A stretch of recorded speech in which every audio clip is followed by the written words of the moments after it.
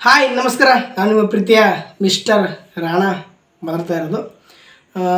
ನಾನು ನಿನ್ನೆ ಹೇಳಿದ ಹಾಗೆ ಭೈರತಿ ರಣಗಲ್ ಮೂವಿ ಇವತ್ತು ನಾವು ನೋಡ್ಕೊಂಡು ಬಂದ್ವಿ. ಭೈರತಿ ರಣಗಲ್ ಮೂವಿ ನಾವೇನು ಅಂದ್ಕೊಂಡಿದ್ವೋ ಅದಕ್ಕಿಂತ ಬೇರೆ ಲೆವೆಲೇ ಇದೆ. ನಮ್ಮ ಶಿವಣ್ಣವರ ಆ್ಯಕ್ಟಿಂಗ್ ಮಾತ್ರ ಚಿಂದಿ ಚಿತ್ರಣ ಇದೆ. ರುಕ್ಮಿಣಿ ವಸಂತ್ ಅವರ ಆ್ಯಕ್ಟಿಂಗ್ ಆಗಲಿ ಮತ್ತು ಶಿವಣ್ಣವರ ತಂಗಿ ಕ್ಯಾರೆಕ್ಟರ್ ಆಗಲಿ ಆ್ಯಕ್ಟಿಂಗು ತುಂಬ ಅದ್ಭುತವಾಗಿ ಮೂಡಿ ಬಂದಿದೆ. ಮತ್ತು ಭೈರತಿ ರಣಗಲ್ ಚಿತ್ರದ ಒನ್ ಲೈನ್ ಸ್ಟೋರಿ ಹೇಳಬೇಕಪ್ಪ ಅಂತಂದರೆ, ಆಲ್ರೆಡಿ ನಿಮಗೆ ಗೊತ್ತಿರೋ ಹಾಗೆ ಮಫ್ತಿ ಫಿಲಮಲ್ಲಿ ಫ್ಲ್ಯಾಶ್ ಬ್ಯಾಕಲ್ಲಿ ಶಿವಣ್ಣ ಅವರು ಒಂದು ಸ್ಟೇಷನ್ಗೆ ಬಾಂಬ್ ಇಟ್ಟು ಹೋಗಿರ್ತಾರಲ್ಲ, ಜೈಲಿಗೆ ಹೋಗಿರ್ತಾರೆ. ಭೈರತಿ ರಣಗಲ್ ಚಿತ್ರದಲ್ಲಿ ಜೈಲಿಂದ ಹೊರಗಡೆ ಬರ್ತಾರೆ.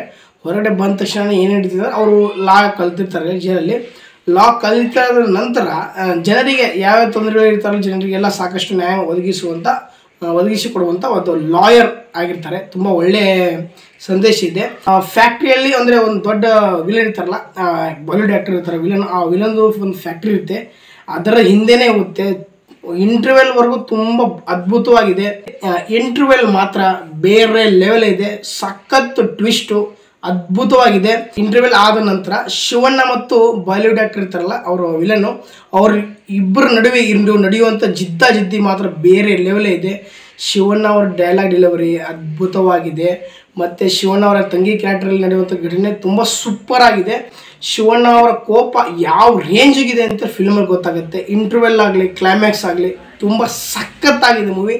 ದಯವಿಟ್ಟು ಈ ಚಿತ್ರವನ್ನು ಯಾರು ಮಿಸ್ ಮಾಡ್ಕೋಬೇಡಿ. ಏನಿಲ್ಲ ಸಿಕ್ಕಾಪಟ್ಟೆ ಅಂದರೆ ಏನಿಲ್ಲ ಅಂದ್ರೆ ಒಂದು 100 ರಿಂದ 150 ಕೋಟಿ ಕಲೆಕ್ಷನ್ ಪಕ್ಕ ಆಗುತ್ತೆ. ಯಾಕಪ್ಪ ಅಂದರೆ ಇಷ್ಟು ಸಖತ್ತಾಗಿದೆ ಮೂವಿ.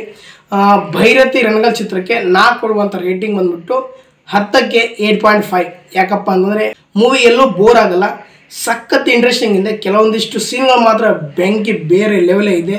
ಇಂಟರ್ವೆಲ್ ಸೀನಲ್ಲಿ ಶಿವಣ್ಣ ಅವ್ರ ಲಾಂಗ್ ತೊಗೊಂಬರೋ ಸೀನ್ ಮಾತ್ರ ಬೇರೆ ಲೆವೆಲೇ ಇದೆ. ಸೂಪರ್ ಬೇರೆ ಲೆವೆಲೇ ಇದೆ.